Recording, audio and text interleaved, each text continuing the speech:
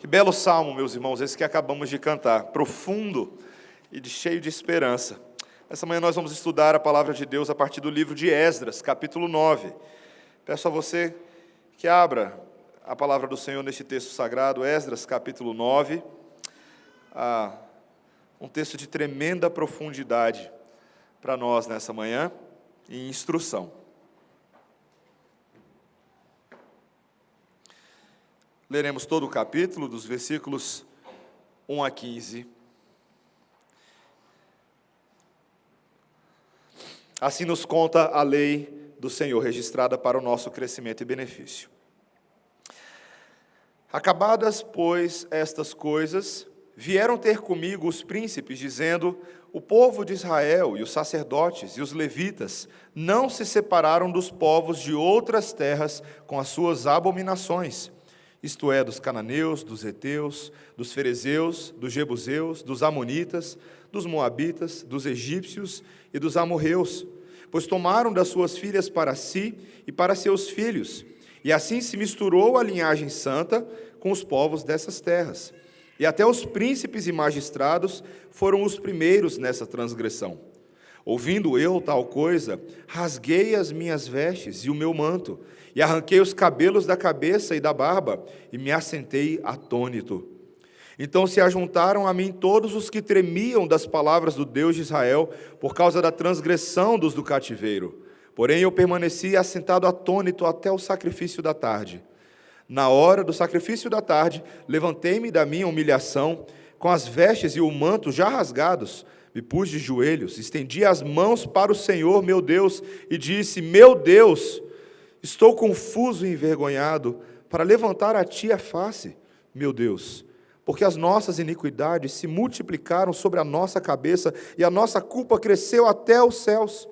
Desde os dias de nossos pais até hoje, estamos em grande culpa, e por causa das nossas iniquidades, fomos entregues nós, os nossos reis e os nossos sacerdotes, nas mãos dos reis de outras terras, e sujeitos à espada, ao cativeiro, ao roubo e à ignomínia, como hoje se vê.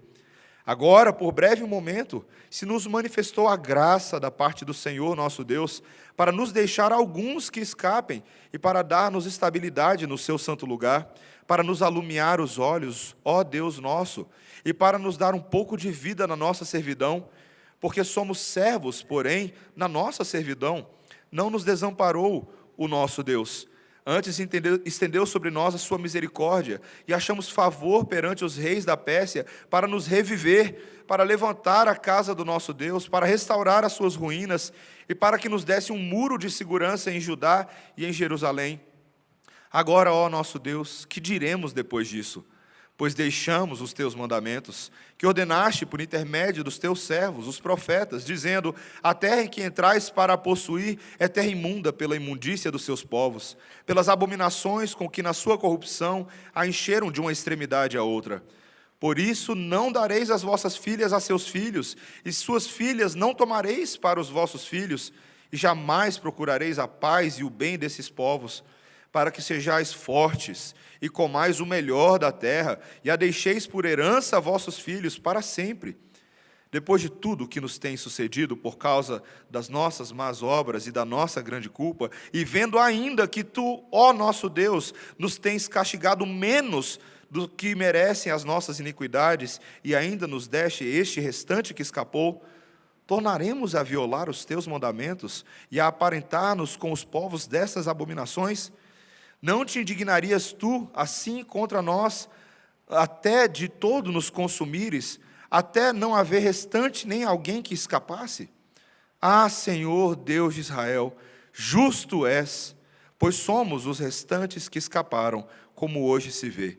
Eis que estamos diante de ti na nossa culpa, porque ninguém há que possa estar na tua presença por causa disso. Esta é a palavra do Senhor. Vamos orar. Santo Deus, tua lei, tua admoestação são o que mais precisamos nessa manhã. Precisamos ouvir a tua voz, precisamos ter os nossos caminhos retificados, precisamos ter o nosso coração completamente reorientado pela tua bússola, Senhor. Faz isso na tua igreja, faz isso em mim, Senhor, faz isso em nossas famílias. Abre os nossos corações e olhos para a tua verdade, em nome de Jesus. Amém. Meus irmãos, sem dúvida, um dos objetos mais curiosos da cozinha é a panela de pressão. Toda criança fica fascinada com ela. Minha filha Melissa já começa a mostrar o seu fascínio, porque a panela de pressão é uma espécie de milagre da tecnologia. As cozinheiras e cozinheiros sabem disso muito bem, para cozinhar mais rapidamente aqueles alimentos que não poderiam assim ser cozinhados em recipientes abertos. E qual que é a mágica, qual que é o mistério por trás da panela de pressão?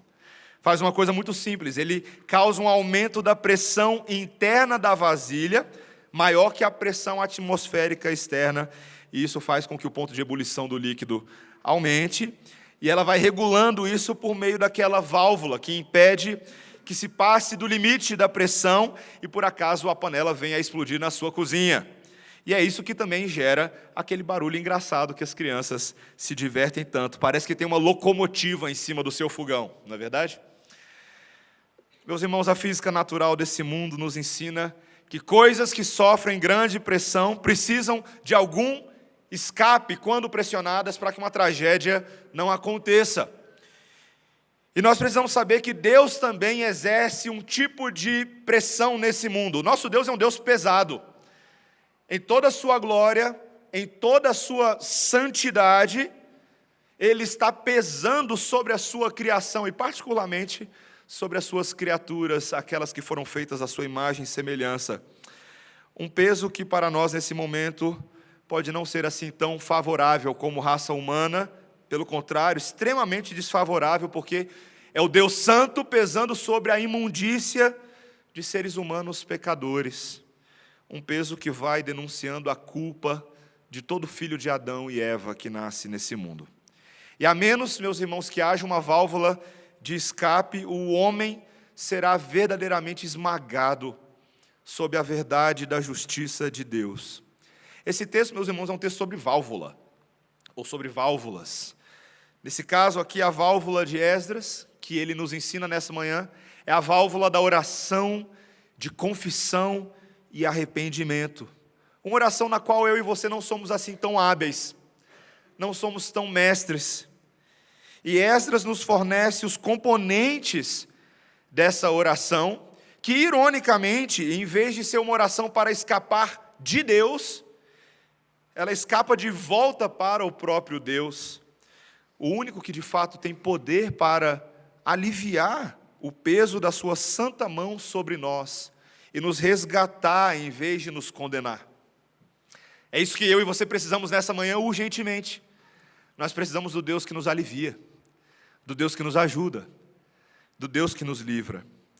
Tem três elementos que claramente se enxergam nesse texto, qualquer um pode enxergar, e nós vamos refletir brevemente sobre eles nessa manhã.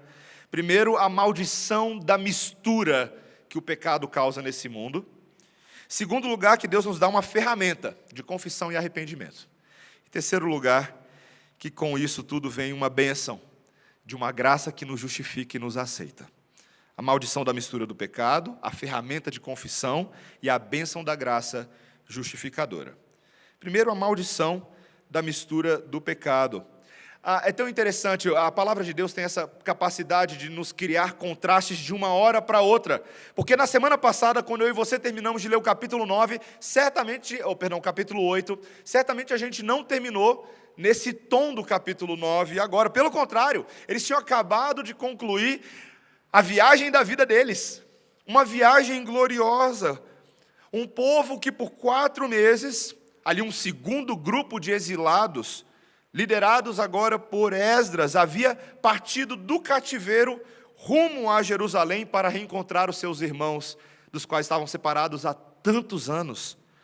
Uma viagem que inicialmente, meus irmãos, tinha tudo para ser um desastre, uma completa tragédia, cheia de inimigos no caminho, cheia de ciladas que foram armadas, mas uma viagem que foi miraculosamente bem sucedida. Deus foi protegendo esse povo ao longo do caminho, livrou dos inimigos, livrou das ciladas, e eles chegaram em segurança ao seu destino, e até receberam auxílio dos próprios povos que estavam da além do Eufrates para reconstruir o templo. E eu e você vamos nos acostumando no livro de Esdras com a quantidade de holocaustos de gratidão, de festas de dedicação. É um livro que parece sempre terminar em festa, aí de repente você chega no capítulo 9. Quando a gente chega ali no capítulo 9, logo o primeiro versículo já nos dá um indicativo de tempo, que mostra lá no capítulo 10, em Neemias, passaram-se agora mais 4 meses. E nós observamos que muita coisa aconteceu nesses 4 meses. Claro que eu preciso fazer um ajuste temporal aqui com a igreja. Nós não temos no versículo 1 tudo o que aconteceu, mas quando você olha para o livro de Neemias, que nós vamos estudar depois, temos então uma ideia de que o ministério de Esdras começou a acontecer e observamos que ele começou a fazer aquilo para o qual foi convocado, ensinar a lei de Deus. Lembra, ele era um escriba, ele era um instrutor, ele era um professor da lei. E ele começou a fazer isso. Ele começou a pegar aquelas antigas leis que Israel havia esquecido e que poderiam até ter sido consideradas ultrapassadas a essa altura do campeonato, e ele pega essas leis e vai reaplicando a novas situações. E, meus irmãos, como é de se esperar dessa palavra de Deus que vai e nunca volta vazia, ela começou a produzir os seus efeitos, gerar suas consequências. E aí o versículo 1 logo nos mostra que algo aconteceu. Veja comigo o versículo 1. Vieram ter comigo os príncipes, dizendo: o povo de Israel e os sacerdotes e os levitas não se separaram dos povos de outras terras com as suas abominações. Isto é, dos cananeus, dos heteus, dos ferezeus, dos jebuseus, dos amonitas, dos moabitas, dos egípcios e dos amorreus. E o versículo 2: pois tomaram das suas filhas para si e para seus filhos, e assim se misturou a linhagem santa com os povos dessas terras, e até os príncipes e magistrados foram os primeiros nessa transgressão.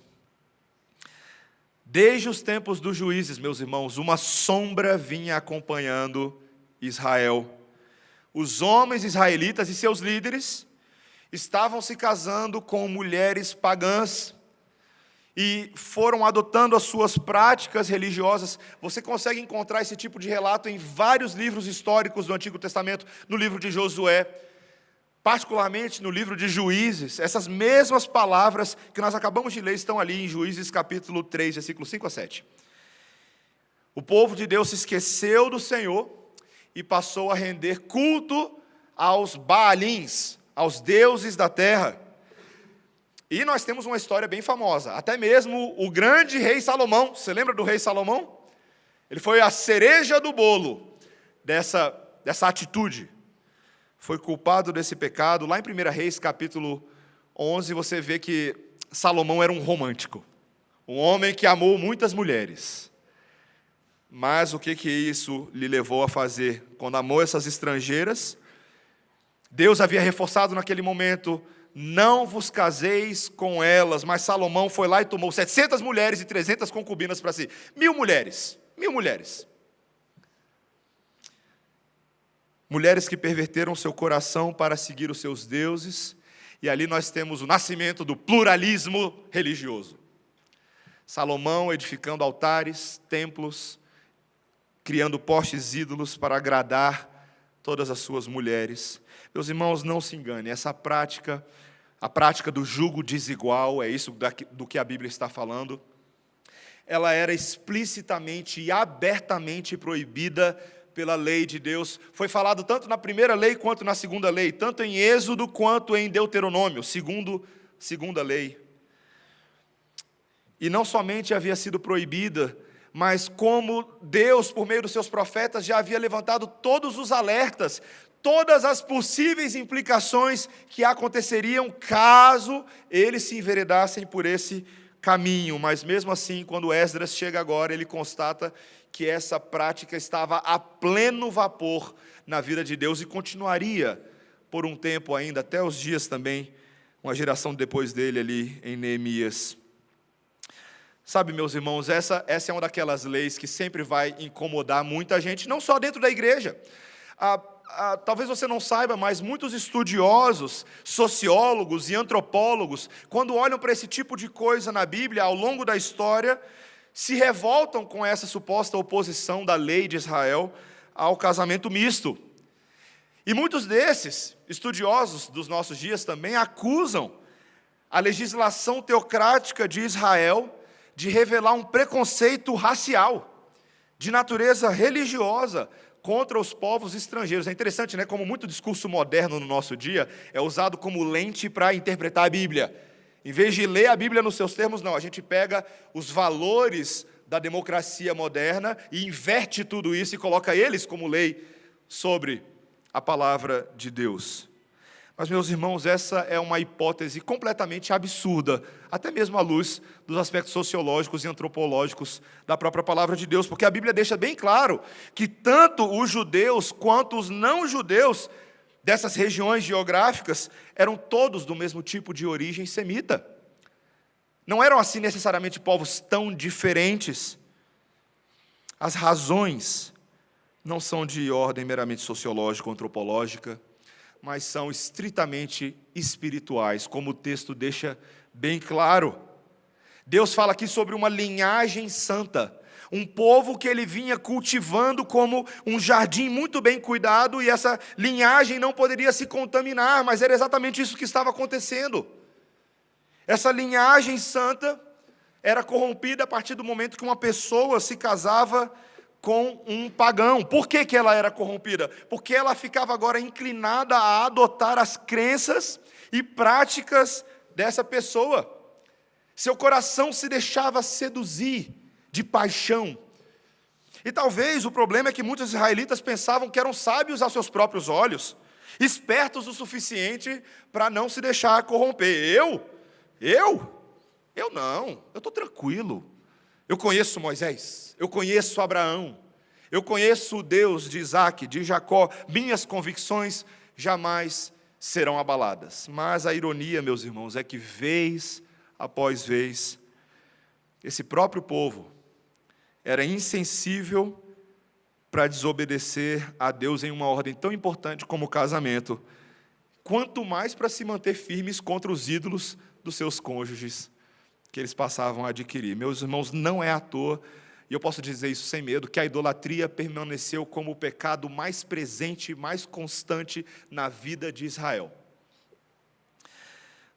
E não é coisa só do Antigo Testamento, para quem pensa, não, esse é o tempo da lei, agora nós estamos no tempo da graça, é outra história. Não, não, meus irmãos.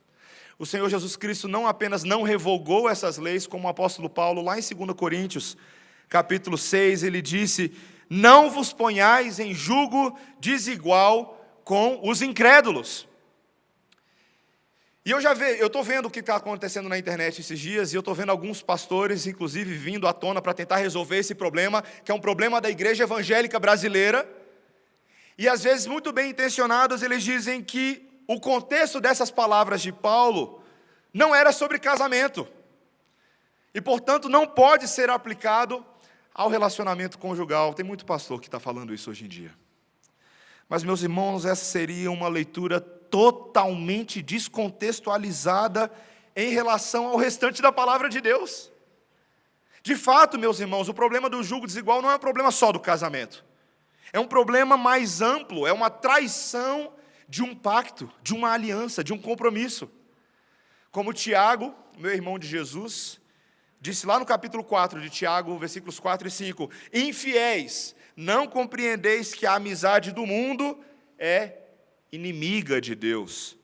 Aquele, pois, que quiser ser amigo do mundo, constitui-se inimigo de Deus. Ou supondes que em vão afirma a Escritura, é com ciúme que por nós anseia o Espírito, que Ele fez habitar em nós. De fato, meus irmãos, isso é jugo desigual. Mas qual é o contexto que melhor representa o jugo desigual, o mais íntimo, o mais próximo, senão o casamento? Casais em jugo desigual colhem ao longo da vida um terrível obstáculo. Não podem ter unidade naquelas questões que são as mais importantes da vida, o compromisso com Deus, a obediência a Deus. E isso fica ainda mais óbvio, porque o casamento não é somente a junção de duas pessoas, mas é a fusão de duas pessoas, que se tornam uma só carne. E, muito frequentemente, meus irmãos, um dos cônjuges pode ter que comprometer as suas crenças em prol da unidade. Você já ouviu a expressão virar casaca? É a expressão que a gente geralmente usa para descrever quem muda de time de futebol, por exemplo, né? Como frequentemente vascaínos viram flamenguistas porque chegam à conclusão de que é um caminho melhor. Não necessariamente, mas a gente vê isso, por exemplo, na política, não é verdade? A política partidária, multipartidária brasileira, ela parece ser muito de virar casaca. E eu não sei se você sabe como é que essa expressão surgiu, a expressão virar casaca. Surgiu lá no século XVIII, com o rei de Sardenha, o duque Carlos Manuel III. E ele, para não ficar nem ruim nem com a Espanha, nem com a França, o que ele fazia? Ele sempre trajava, dependendo da circunstância, o uniforme com as cores de um dos países.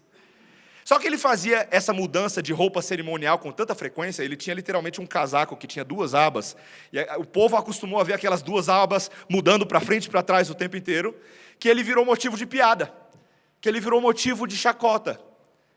O vira-casaca é quem rapidamente passa a defender as ideias que antes condenava, geralmente com o objetivo ou de preservar algum benefício conquistado, ou de salvar a própria pele. E, meus irmãos, é exatamente isso que o jugo desigual faz. Ele persuade o crente a vestir as cores do time inimigo, com a finalidade de talvez salvar uma paixão ou um afeto conquistado. Não posso decepcionar o meu parceiro. Se eu tomar essa decisão assim, ele vai ficar triste comigo e eu corro o risco de perder o afeto, perder a atenção, perder o cuidado dele. Mas ele não percebe que ao tomar essa decisão, ele está decepcionando outra pessoa. Ele está decepcionando o próprio Deus que o criou e o fez para a sua glória. Meus irmãos, talvez a grande falácia de Satanás e a mais comum nos nossos dias é o tal do jugo desigual evangelístico. Já ouviu falar disso? Jugo desigual evangelístico? Não tem problema, pastor. Não tem problema casar com alguém que não seja crente. Por quê? Porque Deus é poderoso. E Ele vai dar um jeito de converter o coração do meu cônjuge. Eu creio no poder de Deus, aleluia, glória a Deus. Meus irmãos, olha, veja bem, eu não tenho dúvida alguma de que Deus tem poder para fazer esse tipo de coisa. E, inclusive, a Bíblia diz que nós devemos orar, sim, para que Ele possa fazer algo desse tipo, para que Ele possa converter um eventual cônjuge descrente. O problema não é esse, meus irmãos, o problema é coagir a Deus a consertar a sua bagunça, só porque você decidiu desobedecê-lo frontalmente.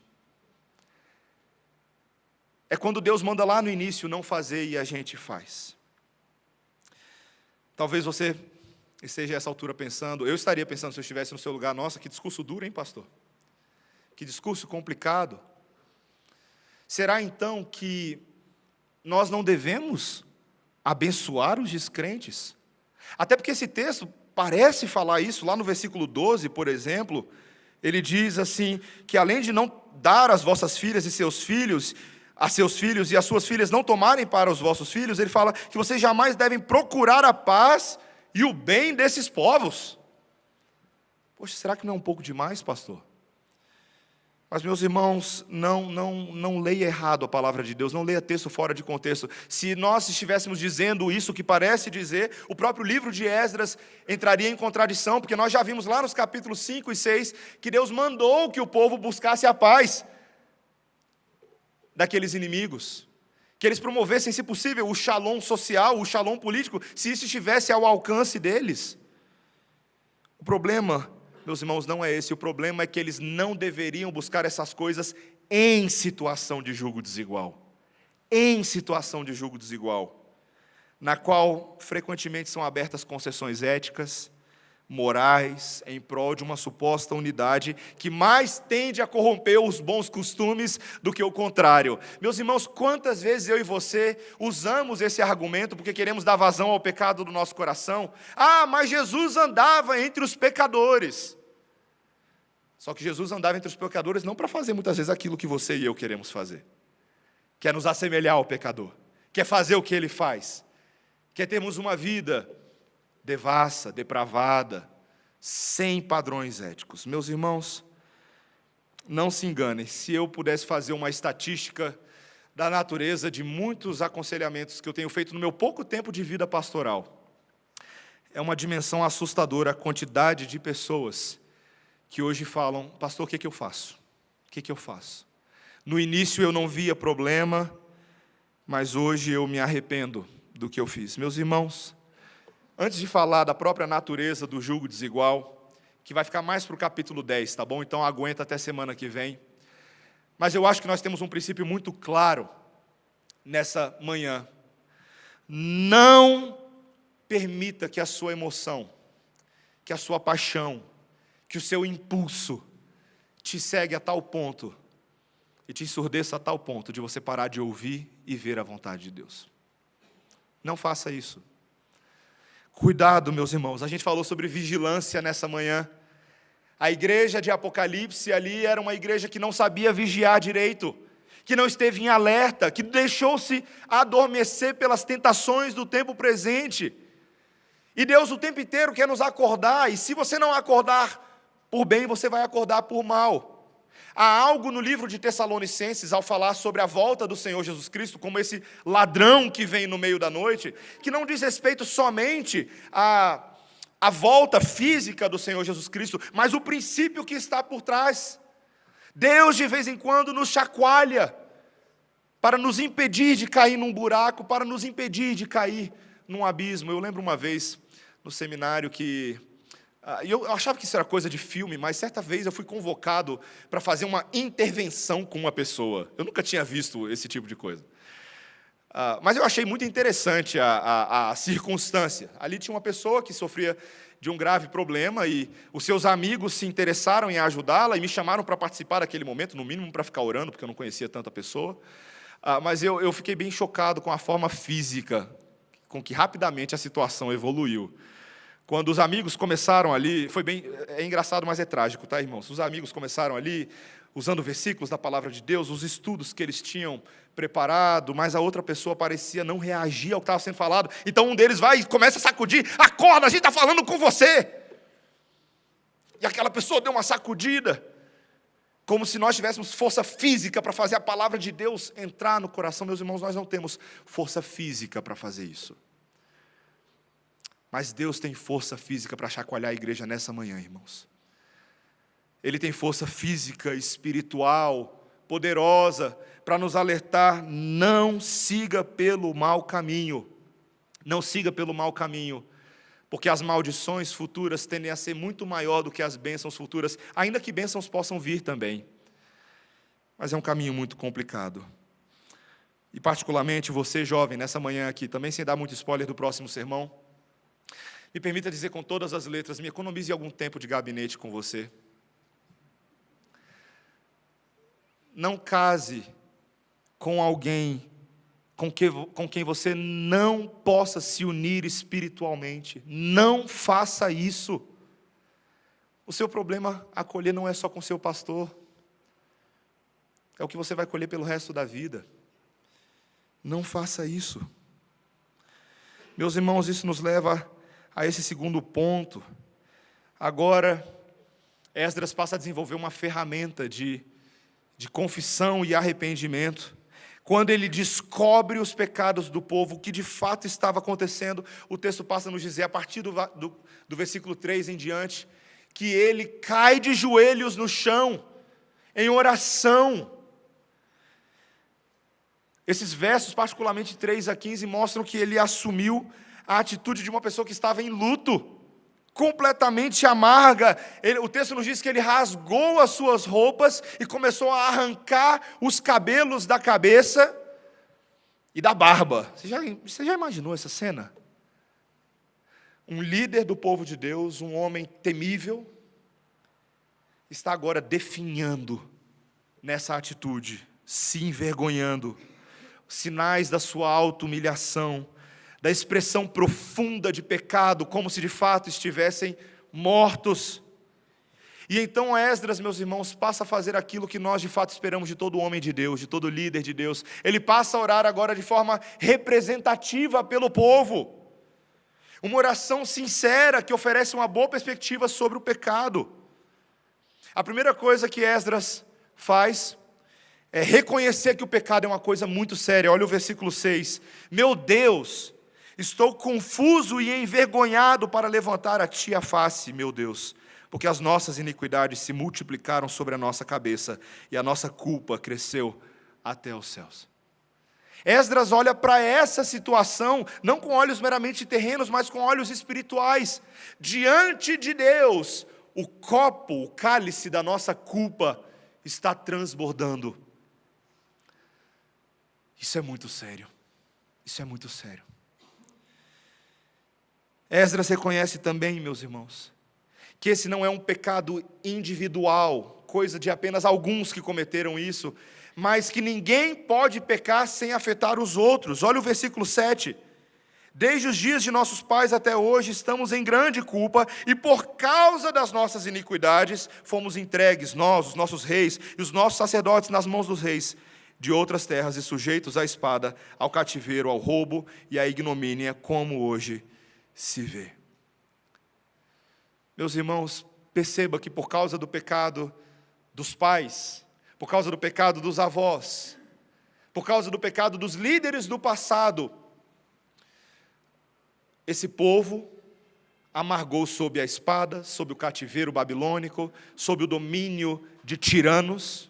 Foi exatamente isso que aconteceu. Eu tive uma conversa muito interessante com alguém outro dia, que me perguntou se grande parte do que nós éramos hoje como população brasileira, as mazelas, os problemas, os desvios de caráter culturais que nós temos, poderiam ser atribuídos à maneira como nós fomos colonizados, ao nosso passado. E sabe, meus irmãos, se você já estudou um pouquinho de história do Brasil, não dá para fazer vista grossa, não é verdade? Não dá para fazer vista grossa. Houve momentos da nossa nação que o pecado foi a norma, de que a corrupção foi a identidade básica no relacionamento entre imperadores, entre pessoas. E nós desenvolvemos esses hábitos de maldade, coisas que sequer refletimos hoje. Sabe, meus irmãos, eu não gosto muito de fazer comparação cultural gratuita. Não é meu perfil. Mas eu não tenho como negar que, no tempo que eu tive de observar de perto os efeitos da ética protestante nos Estados Unidos e comparar com o que aconteceu com o Brasil, não tem como ignorar essas coisas.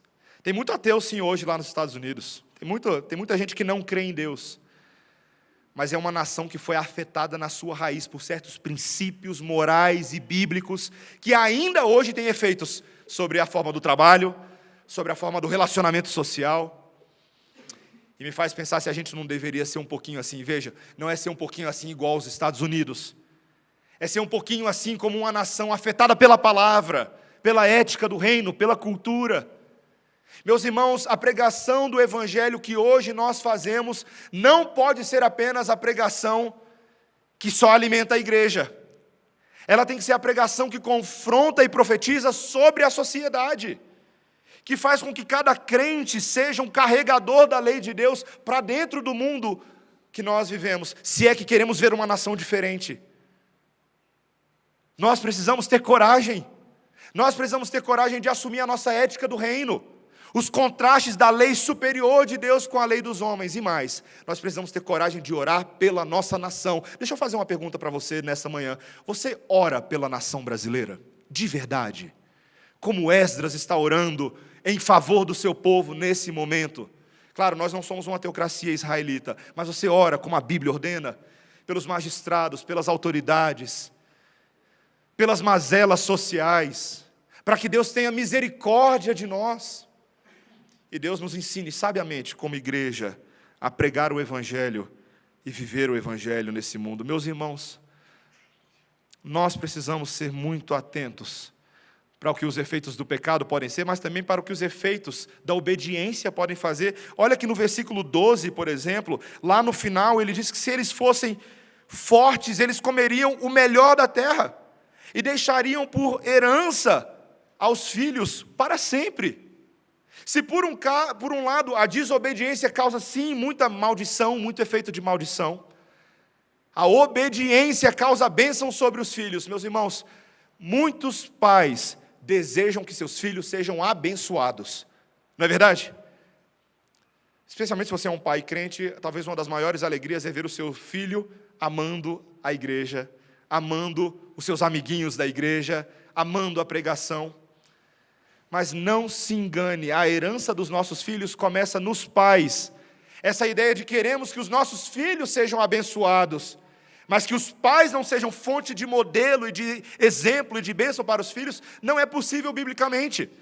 Esse exemplo fica muito claro para mim quando algumas pessoas começam a se aproximar, a indagar, como é que é a sua igreja? E uma das primeiras perguntas que os pais fazem, e as famílias fazem é, como é que é a salinha das crianças?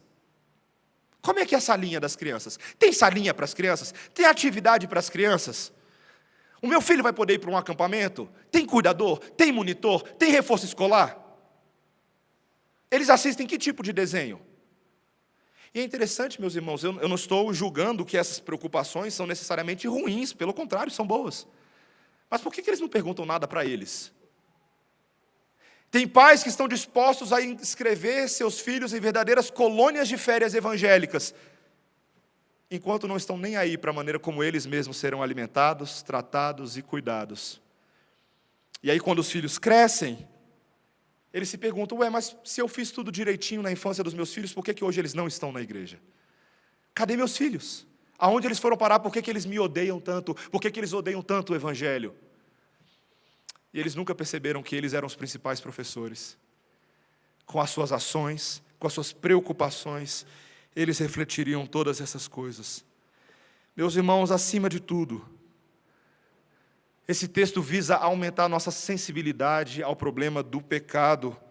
Veja que o próprio Esdras admite que ele não era sem pecado, embora Esdras não tivesse casado com uma mulher pagã. Mas olha só os versículos 10 e 11, quando ele diz, agora, ó nosso Deus, que diremos depois disso? Pois deixamos os teus mandamentos que ordenaste por intermédio dos seus servos, os profetas. Veja que ele usa a primeira pessoa do plural aqui. Ele não fala na terceira pessoa do plural. Os israelitas que tu me deste. Ele não fala deles. Ele se inclui nessa oração. Nós deixamos, nós abandonamos. Meus irmãos, o que Esdras está fazendo aqui é uma coisa que eu e você precisamos desesperadamente nessa manhã. É de vermos o nosso pecado pelo que ele é. É de não fazermos como o mundo, que vê o pecado de uma forma leve e inconsequente, e é isso que gera nas pessoas insensibilidade, e é o que tem gerado em nós insensibilidade ao pecado.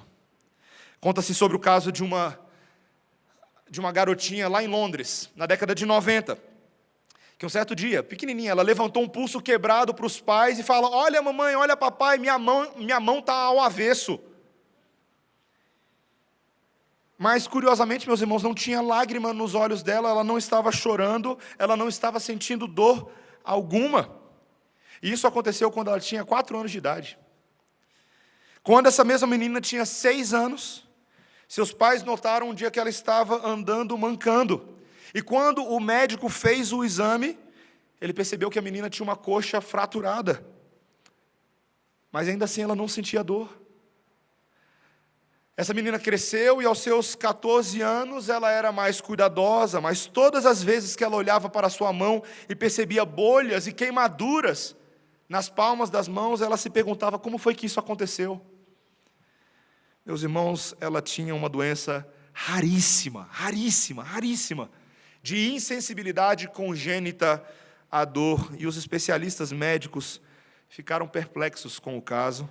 O nome técnico naquela época era ganglineuropatia, que é quase o oposto do que a gente conhece hoje como fibromialgia.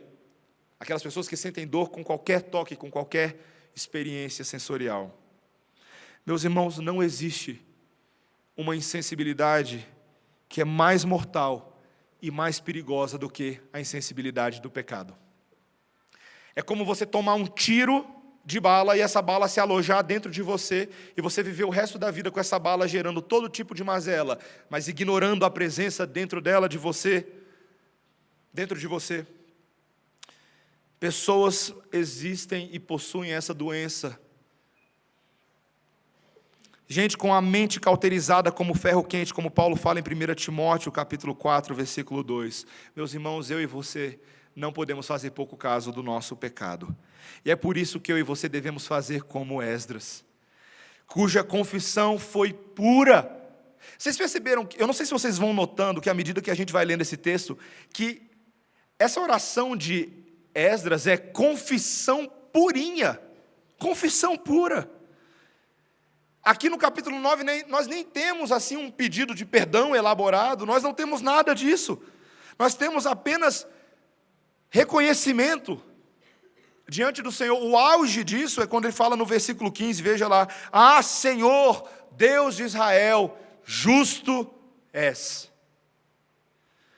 Mesmo, meus irmãos, que Deus destruísse o seu povo, Esdras reconheceu que ele seria justificado. Sabe, meus irmãos, sabe por que a gente não sabe se arrepender direito? Sabe por que o nosso arrependimento se parece mais remorso de valor temporário? Porque a gente não repousa o nosso coração o tempo suficiente no nosso mal. E isso não é masoquismo, não, meus irmãos, isso é necessário. Se você não repousa tempo suficiente no mal, nas más novas, você nunca vai apreciar as boas novas, nunca. Um pastor inglês do século XVII chamado Francis Fuller, falando sobre arrependimento, ele exprimiu o que eu creio que é uma das melhores e mais detalhadas visões sobre a oração de confissão de pecado e arrependimento que nós podemos ter. Veja o que ele diz, preste bastante atenção. O arrependimento é acusar e condenar a nós mesmos, atacar sobre nós mesmos os desertos do inferno, participar com Deus contra nós mesmos e justificar Deus em tudo o que Ele faz contra nós, envergonhar-se e confundir-se pelos nossos pecados, para sempre tê-los em nossos olhos e em todos os momentos em nossos corações, para que possamos estar em tristeza diária por eles, para nos separarmos com as nossas mãos e com os nossos olhos daqueles pecados que nos são tão agradáveis e caros, para jamais ter algo com eles e odiá-los, de modo a destruí-los como coisas que por natureza são totalmente indignas da nossa atenção, e as quais, infelizmente, pela natureza, somos totalmente não inclinados a destruir. Pois naturalmente amamos e pensamos muito bem de nós mesmos, escondemos nossas deformidades, diminuímos e excusamos nossas faltas, satisfazemo-nos nas coisas que nos agradam, enlouquecemos nas nossas luxúrias e as seguimos, embora tão somente para a nossa própria destruição. Esses puritanos eram poetas profundos, né? Mas eles estão falando daquilo que é a pós-modernidade e o homem pós-moderno não sabe mais fazer. O homem pós-moderno não sabe mais pensar direito, irmãos. Ele não sabe. Ele, na verdade, substituiu qualquer reflexão profunda por entretenimento, por frivolidade, por coisas passageiras. E assim nós vamos evitando o homem no espelho. Eu e meu irmão, a gente gosta muito de algumas músicas do Michael Jackson. O testemunho de vida do Michael Jackson não era muito exemplar, mas muitas músicas deles eram muito interessantes. E uma música que ele fala é sobre o homem no espelho, The Man in the Mirror. E ele fala de forma muito interessante sobre esse homem no espelho, um homem que é incapaz de olhar assim e fazer algo para mudar a sua situação. Sua própria situação e a situação do mundo. E lá o Michael Jackson, nessa música, ele fala que a primeira mudança que deve começar é a mudança do homem dentro do espelho. Meus irmãos, a palavra de Deus já falava disso há muito mais tempo. Quando ela fala que nós não deveríamos olhar para a lei de Deus e ignorar o que ela diz a nosso respeito. Ela que é o espelho da verdade sobre nós, não os espelhos das vitrines, dos shoppings desse mundo, mas da palavra que não deixa a gente ir para casa pensando que somos uma coisa que na verdade não somos. Meus irmãos, sim, esse texto é pesado, mas esse texto encerra com uma nota de esperança. Ele deixa um gancho para a gente, para a semana que vem, mas não somente para a semana que vem, mas para hoje também. Esdras reconhece, meus irmãos, em último lugar, que tem uma bênção de uma graça que aceita e que justifica o pecador. Veja comigo o versículo 13. Depois de tudo o que nos tem sucedido por causa das nossas más obras e da nossa grande culpa, e vendo ainda que tu, ó nosso Deus, nos tem castigado menos do que merecem as nossas iniquidades, e ainda nos deste este restante que escapou, tornaremos a violar os teus mandamentos e aparentar-nos com os povos dessas abominações? Meus irmãos, no meio de tudo isso, Esdras reconhece com alegria uma bênção de Deus. De que apesar desse pecado que vinha se arrastando desde os tempos antigos, Deus também vinha cuidando desse povo. Eles já eram adúlteros na viagem dos 4 meses, mas mesmo assim Deus ainda tirou os inimigos da estrada, Deus tirou as ciladas, Deus protegeu esse povo. Deus vinha, vez após vez, demonstrando graça e misericórdia e amor, mesmo para com um povo que não merecia esse amor, não merecia essa misericórdia. E isso, meus irmãos, só aumenta o constrangimento desse povo. Esdras pergunta em voz alta, em nome de toda a população israelita: que diremos, pois, à vista dessas coisas? Que diremos, pois? Se Deus é por nós, quem será contra nós? E a nossa situação fica aqui realmente complicada, porque como nós vamos responder a isso? Pecaremos nós ainda mais, para que a graça de Deus abunde ainda mais? Essa foi a pergunta que Paulo fez lá nas suas cartas. Meus irmãos, a graça de Deus, ela é constrangedora. Constrangedora. Ninguém conhece seu coração e pensamento nesse momento, mas se eu fizer uma pergunta: quão ruim você é? Como que você responderia? Nesse momento, quão ruim você é? Você é ruim a ponto, e seja honesto comigo, ou consigo, você é ruim a ponto de achar que algumas coisas que você pensa e trama no seu coração seriam suficientes para colocar você na cadeia? Como vocês não vão falar nada e sou eu que estou falando, eu respondo por mim e talvez por nós. Sim, não é verdade? Não tem coisas que acontecem dentro de nós, entendimentos que temos a respeito dos nossos próprios pecados, que nos fazem pensar: meu Deus, eu não merecia absolutamente nada nessa vida. Mas ainda assim, meus irmãos, de alguma maneira eu e você estamos aqui nessa manhã. Até eu estou vestido de terno e pregando diante da igreja. Como isso é possível? Como é possível eu e você nesse momento, porque poderia acontecer, sermos fulminados pelos raios e pelo fogo do Senhor? Já imaginou se ele mudasse de opinião e decidisse fazer isso? Só para resolver mais rapidamente o problema? Manda alguma enchente, algum tipo de goteira que afoga todo mundo aqui dentro? Talvez seria mais fácil para Deus. Eu e você sabemos que nós merecemos isso, entretanto, não é isso que tem acontecido conosco, não é verdade? Eu e você temos sido preservados da ira de Deus. Nós, por natureza, não somos o povo dentro da arca, nós somos o povo fora da arca, que fica zombando, escarnecendo da verdade de Deus. Mas, de alguma maneira, na hora H, Deus nos puxou para dentro da arca. Ainda que tem um monte de animal lá dentro, mas nós estamos juntos, dentro da arca do Senhor. Meus irmãos, Esdras termina esse texto dizendo, versículo 15: Ah, Senhor Deus de Israel, justo és, pois somos os restantes que escaparam, como hoje se vê.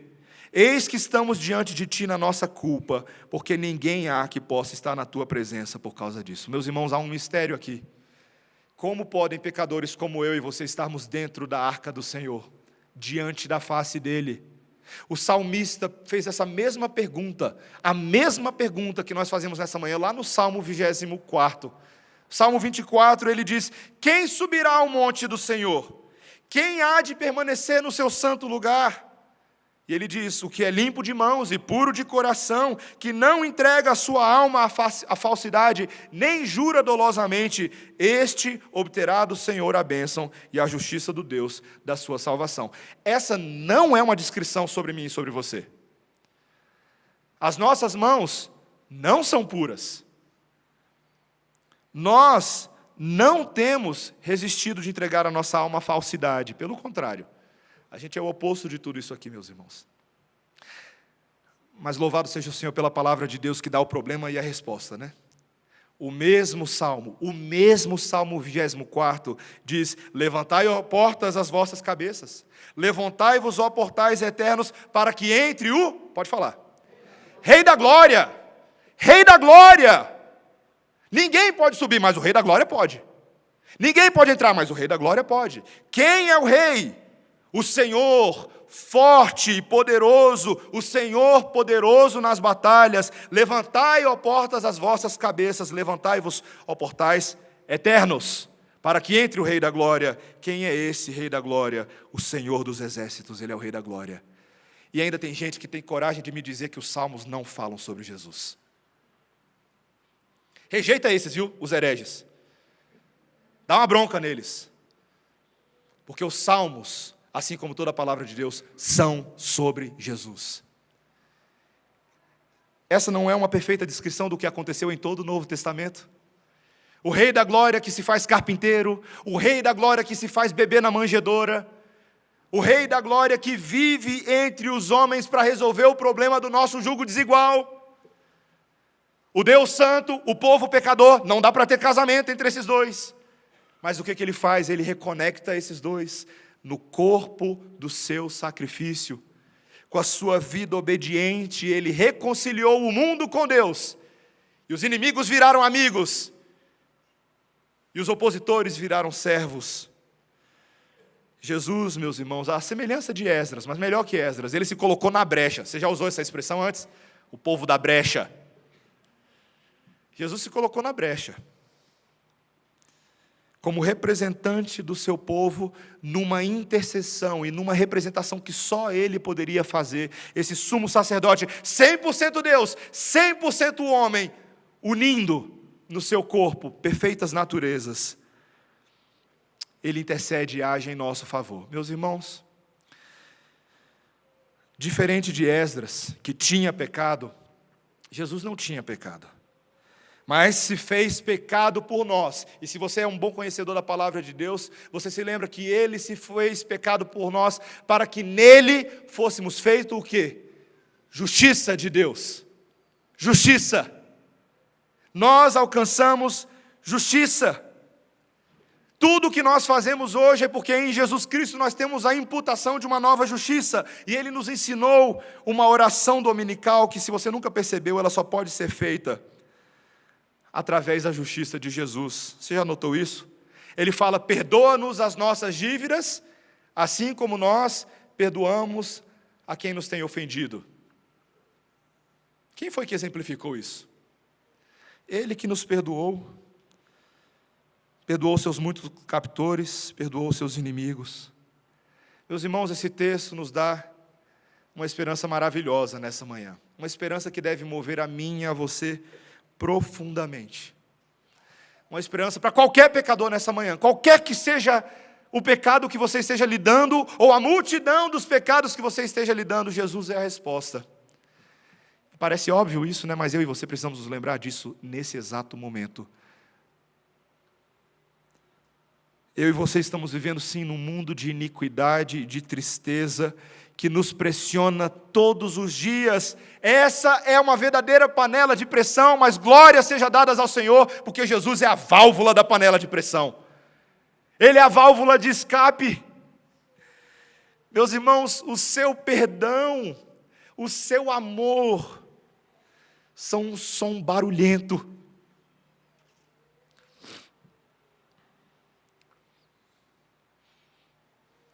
São um som que nós precisamos ouvir.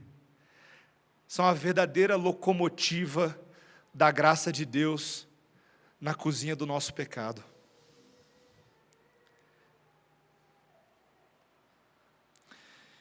Meus irmãos, esse perdão e esse amor de Deus, essa panela de pressão gritando alto na cozinha, dá até a impressão de que a panela está viva em cima do fogão, não é verdade? E não é que Ele está mesmo vivo. Ele está vivo, irmãos. E é porque Ele vive que nós podemos crer no amanhã. E é porque Ele vive que eu e você nessa manhã temos o perdão dos nossos pecados. Eu e você participaremos da mesa do Senhor agora. Olha que válvula de escape maravilhosa. Percebe? Percebe a panela de pressão, mas percebe a válvula do Senhor? O seu corpo e o seu sangue por nós são a esperança de que eu e você tanto precisamos. Amém?